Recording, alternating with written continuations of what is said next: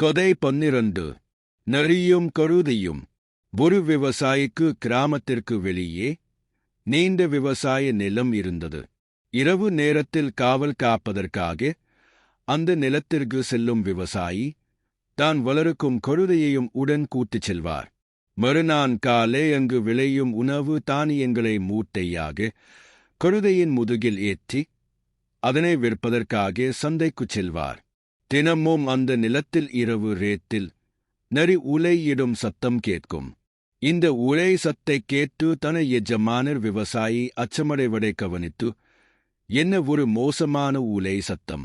இந்த சத்தத்தால் எனது நரம்புகள் கூட அருந்துவிடும் போலுள்ளது என தன எஜமானருக்கு ஆதரவு அளிப்பது போல் கூறியது. ஒரு நாள் இரவு அந்த கழுதை நரியை சந்தித்து, இதோ பார் நரியாரே, எனது எஜமானர் கூட உனது உலை சத்தத்தால் பயமடைகிறார். என்னை கவனி, அவர் தினந்தோறும் என்னை அடித்து நிறைய சுமைகளை என் மேல் ஏற்றுகிறார் என அதிருப்தியாக முறையிட்டது. தந்திரக்கார நரி கழுதையின் இந்த தீய எண்ணத்தை புரிந்து கொண்டு அதற்கு பாடம் புகட்ட வேண்டுமென நினைத்து, யார் சொன்னது அப்படி உனக்கு எஜமானர் பயப்பட மாட்டார் என்று? நீ என்றாவது நடு இரவில் உலையிட்டு சத்தம் இட்டுள்ளாயா என வினவியது.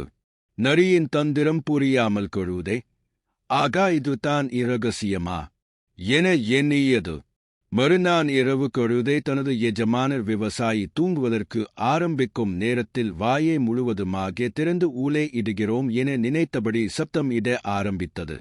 ஊலையிடாமல் பெரியதாக சத்தமாக கழுதை கத்தியதை கேட்டு எஜமானர் ஒரு தடிமான குச்சியால் கழுதையை நன்கு அடித்தார். அந்த பரிதாபமான கழுதைக்கு அப்போது தான் தனது தவறு புரிந்தது. தானும் பேராசைப்பட்டு மற்றவர்களை பின்பற்றக் கூடாது என்று உணர்ந்தது. பேராசையால் மற்றவர்கள் செயலை தாமும் பின்பற்றக்கூடாது.